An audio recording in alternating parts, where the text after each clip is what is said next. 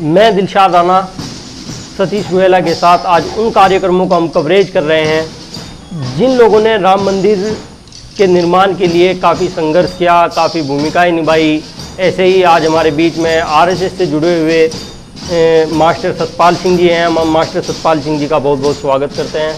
धन्यवाद। मास्टर सतपाल सिंह जी, हमारे आरएसएस की शुरुआत कब हुई? आरएसएस 1925 में विजयदशमी के दिन नागपुर के अंदर मोहिता के बाड़े में 5 स्वयंसेवकों को लेकर डॉक्टर केशवराव बलराम हेडगेवार ने इसकी स्थापना की शुरुआत की और वहाँ से 5 स्वयंसेवकों के द्वारा ही एक जो उनका अपना कार्यक्रम है शाखा के निमित्त इस संगठन को शुरू किया और आज भी विश्व के अंदर अपना कार्य जो है शाखाओं के माध्यम से चलता है। सर, जब 1925 में आरएसएस की शुरुआत हो गई थी तो देश आज़ाद हुआ है 1947 में जाकर। क्या कुर्बानियाँ आरएसएस के लोगों की रही हैं? क्या आज़ादी के प्रति इन्होंने किया है आज़ादी हासिल करने के लिए? डॉक्टर केशवराव बलराम हेडगेवार जो अपने संस्थापक रहे संगठन के, वो अपना जो कांग्रेस एक संगठन था जो बाद में कांग्रेस पार्टी बनी, उस कांग्रेस पार्टी में ही संगठन में रहते हुए और जो अपने क्रांतिकारी थे, जो आंदोलनकारी थे, उनका लगातार सहयोग करते रहे। कलकत्ता में रहकर जितनी भी गतिविधियां चलती थी उनमें डॉक्टर केशवराव बलराम हेडगेवार अपना बिल्कुल अहम भूमिका निभाते थे, पर सर उनके साथ रहे। उस समय आरएसएस को आज़ादी से पहले देशद्रोही माना जाता था, अंग्रेजों का साथी माना जाता था, इस तरह की बात हमने सुनी है। ऐसा देखो, जिस आदमी का जैसा चश्मा लगता है उसको वैसा ही दिखाई देगा। आरएसएस एक राष्ट्रभक्त लोगों का एक संगठन है और इन्होंने जो राष्ट्र भक्ति सर ऐसा आरोप लगा है कि नहीं लगा है? नहीं, देखो, हम इसलिए नहीं मानते क्योंकि हमारे अंदर इस प्रकार की कोई बात कभी राष्ट्रभक्ति के अलावा न आई, न हमने किसी को महसूस किया। अगर हमें कोई 1948 में नथुराम गोडसे की हत्या के बाद भी हम पर आरोप लगे, इससे पहले बहुत सारे आरोप लगते गए, वो सब आरोप खंडित होते गए और कोई भी आरोप हम पर सिद्ध नहीं हो पाया, सत्य नहीं हो पाया। कोई भी आज तक प्रमाण नहीं मिला कि आरएसएस ने किसी प्रकार का इस राष्ट्र के प्रति देशद्रोह किया। सर, सावरकर जी आरएसएस से जुड़े हुए थे। वीर सावरकर ने अपने देश के लिए, अपने राष्ट्र के लिए बहुत कुर्बानियाँ दी और वो अपने देश जो कुछ भी करते थे अपने देश के हित के लिए करते थे। बहुत सारे यहाँ के क्रांतिकारियों ने अंग्रेज़ों से लोहा लिया और लोहा लेते हुए अपना बलिदान दिया। उसी के साथ में हमारे डॉक्टर केशवराव बलराम हेडगेवार भी उनका सहयोग करते। सर, बहुत सारे लोग सावरकर जी की विचारधारा का विरोध क्यों करते हैं?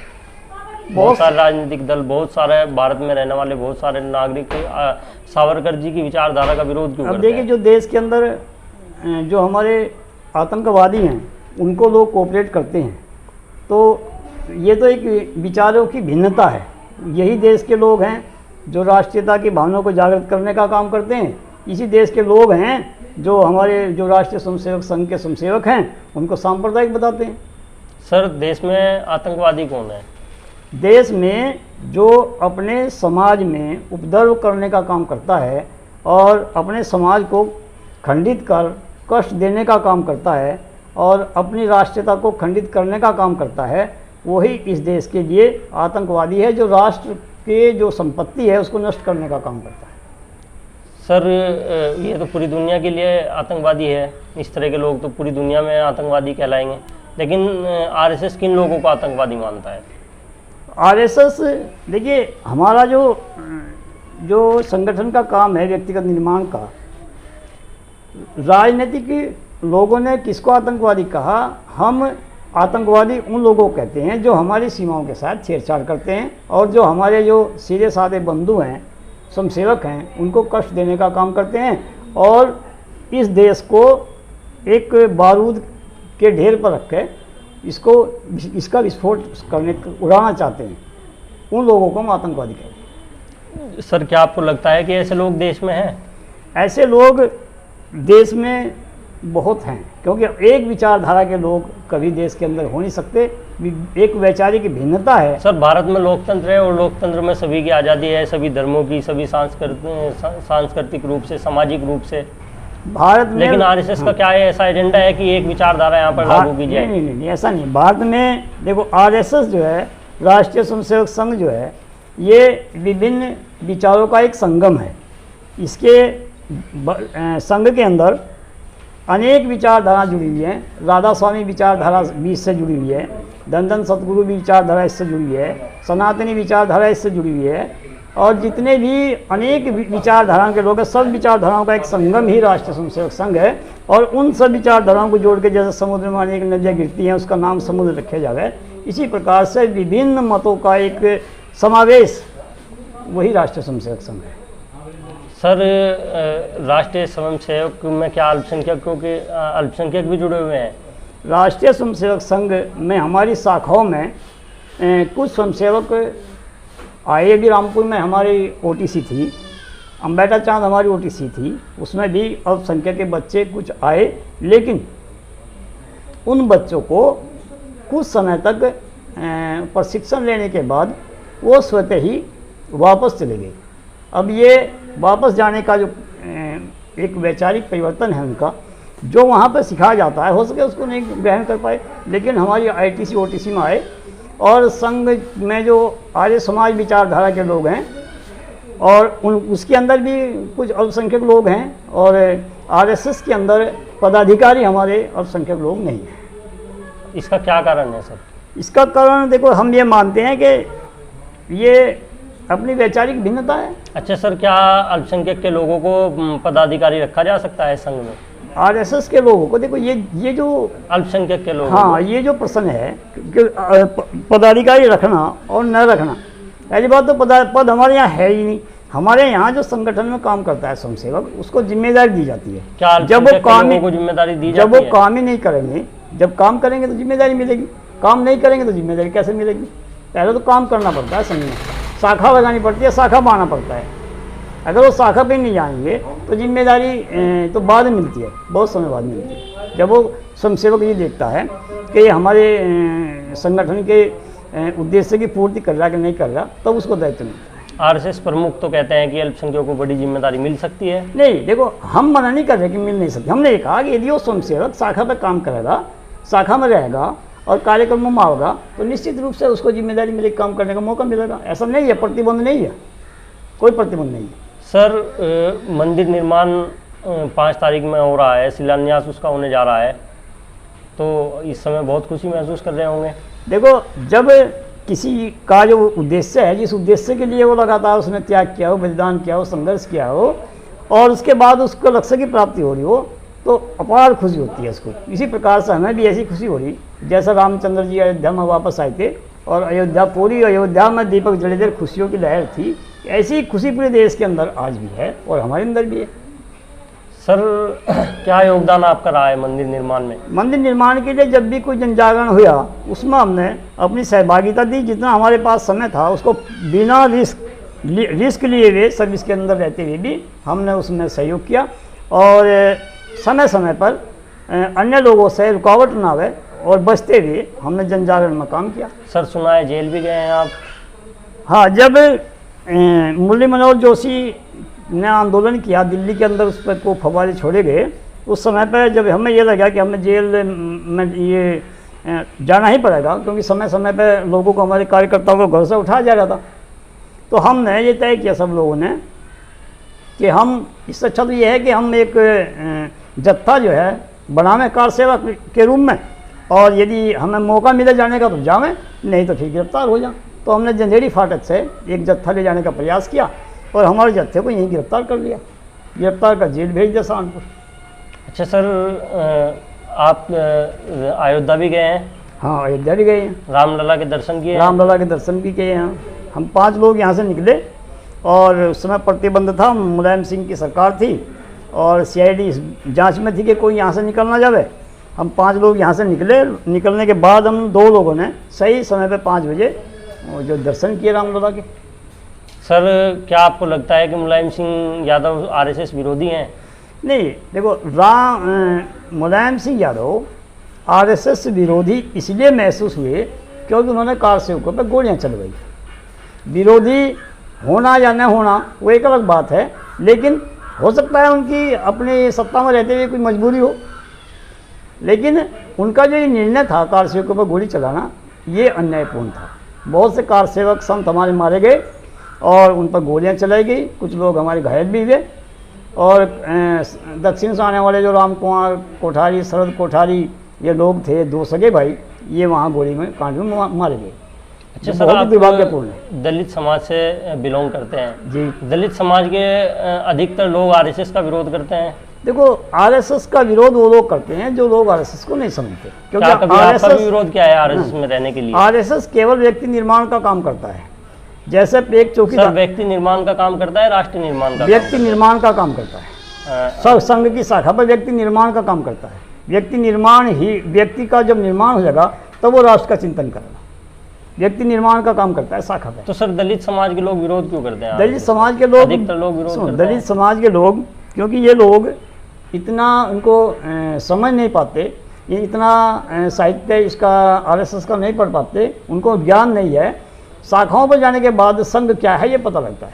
तो हमने संघ को बहुत गहराई से देखा। हमने इसका first year, second year, third year OTC जो इनके कैंप हैं वो सब किए।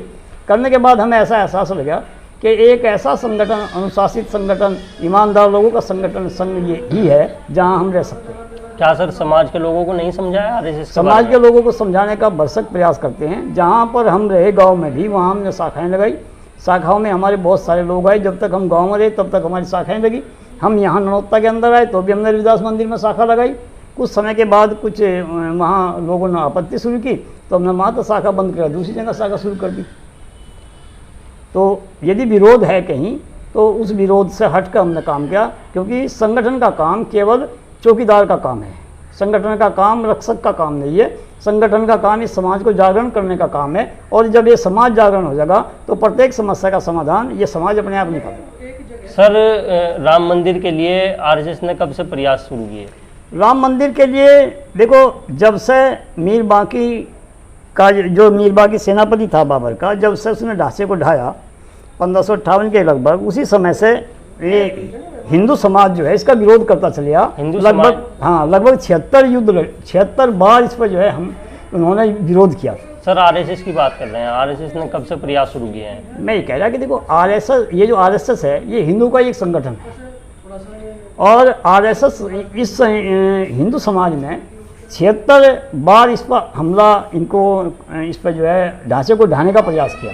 बहुत सारे लाखों की संख्या में लोगों ने वहाँ पर बलिदान दिया और लगातार जो है इस पर प्रयासरत रहे, लेकिन सफल नहीं हो पाई। 1992 में निवर्तमान जो हमारे कल्याण सिंह मुख्यमंत्री रहे, उस समय पर जो कार सेवा हुई, उस कार सेवा में लोग सफल हुए। सर कैसा महसूस कर रहे हैं? क्या कल क्या कार्य किया? अब हम ऐसा महसूस करें कि पूरा देश हर्षोल्लास के साथ ये जो 5 अगस्त है, 5 अगस्त को पहले 370 धारा खत्म की, वो भी एक देश हित का कार्य था। किसने की सर? वो आरएसएस ने की? नहीं, आरएसएस ने नहीं की, लेकिन जो यहाँ का एक राजनीतिक दल है उसने जो एक अपना एक मुद्दा लिए हुए थे, उन्होंने उसको ख़त्म किया, क्योंकि ये भी राष्ट्रीय मुद्दा था उनका। उसको खत्म करने के बाद प्रत्येक, ये भारतीय जनता पार्टी का राष्ट्रीय मुद्दा था, आरएसएस का राष्ट्रीय मुद्दा था? भारतीय जनता पार्टी का।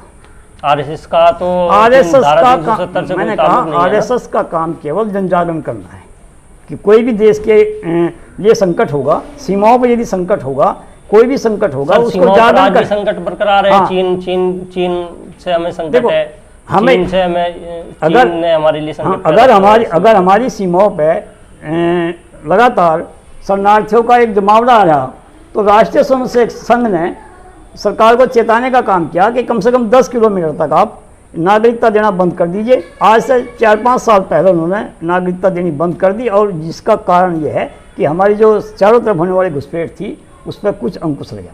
तो ये कल भी मैंने ये बताया आपको कि धर्म गुरु का काम करता है सर। यदि वो पथ विचलित हो रहा तो उसको मार्ग पर लाने का काम करता है। सर इस वक्त देश कई समस्याओं से जूझ रहा है, कई संकट से जूझ रहा है, जैसा आर्थिक मंदी। सर हमारा जो है जीडीपी बहुत डाउन होती जा रही है। क्या इस तरह के आरएसएस चिंता नहीं करता है इन सब चीज़ों की? देखो, आरएसएस का जो अपना एक योजना है, अपनी जो कार्यक्रम है, उनको वो समाज के अंदर रखता है और समाज उसका कितना चिंतन करती है वो समाज का दायित्व है। हमारा काम केवल, मैंने कहा कि चौकीदार का काम करता है, ये रक्षक का काम नहीं करता। समाज को जागरण करने का काम करता है कि ये देश के हित में है, ये देश के हित में नहीं है, इसको आप अपनाओ, इसको न अपनाओ। इस प्रकार का कार्य राष्ट्रीय तो सर देश में बढ़ती महंगाई, जीडीपी का डाउन होना, इसके बारे में आरएसएस क्या चिंतन कर रहा है? देखो, ये राजनीतिक मुद्दा है, ये राजनीति के लोग सर 370 भी राजनीतिक मुद्दा है, फिर इसका श्रेय आरएसएस क्यों ले रहा है? नहीं, श्रेय नहीं, श्रेय आरएसएस को थोड़ा ही मिलता है, श्रेय तो पार्टी को मिलता है भाई। 1989 में यदि राजीव गांधी ने और बूटा सिंह के टाइम पर जो है उसका ताला खुलवाया तो उसका श्रेय उसको मिला। नरसिंह राव के टाइम पर यदि ये ढांचा ढाया गया तो ये जो अंकुश लगना था कल्याण सिंह के टाइम पे। क्या सर क्या कांग्रेस चाहती थी कि राम मंदिर का निर्माण हो? देखो, कांग्रेस क्या चाहती थी और क्या नहीं चाहती थी ये तो उनका अपना विचारने बिंदु है, लेकिन हमारे लिए जो उन्होंने राजीव गांधी जब हमारे विषय में उद्देश्य क्या था, हमारे विषय में जो उन्होंने हस्तक्षेप किया कि जो उन्होंने ताला खुलवाया, जो उन्होंने काम किया उसका वर्णन कर रहे। अगर उन्होंने काम किया तो उसका वर्णन करे, नहीं किया तो नहीं किया। हाँ, कोर्ट के आदेश पर उन्होंने ताला खुलवा, उस टाइम पर ताला खुला, तो जो काम किया उसका वर्णन कर रहे। संगठन किसी का कभी भी न विरोध करता है न खिलाफत करता है। यदि किसी ने कुछ किया तो उसका बखान करता है, राष्ट्र हित में काम करता है पूरे समय में। राष्ट्र हित में इस वक्त क्या योजना है सर संगठन के पास जिनके लिए संगठन कार्य करेगा? फिलहाल भावी योजनाएं क्या है सर? ये हमारा आखिरी सवाल है। हाँ, फिलहाल जो है राष्ट्रीय स्वयंसेवक संघ, पहली बात तो ये है कि हमारा राष्ट्र हित में जन जागरण, इस देश की सीमाएं सुरक्षित हों, इसकी चिंता करने के लिए राष्ट्रीय स्वयंसेवक संघ चिंतित रहता है कि हमारी जित सीमाएं हैं, चाहे वो जम्मू कश्मीर की हों या चाइना से लगी हुई हों या बांग्लादेश से लगी हुई हों, ये जो मातृभूमि है, ये जो भारत है, ये अपना देश है, इसकी सीमाओं पर कहीं भी संकट नहीं रहना चाहिए और इसकी चिंता करने का काम जो है सभी स्वयंसेवकों को। मास्टर सतपाल सिंह जी आज हमारे साथ थे। 5 अगस्त को जो राम मंदिर का शिलान्यास हो रहा है, इन पर बहुत खुश हैं और उनकी खुशी का कारण हम जान रहे थे। आगे भी हमारा कार्यक्रम जारी रहेगा। तब तक के लिए धन्यवाद।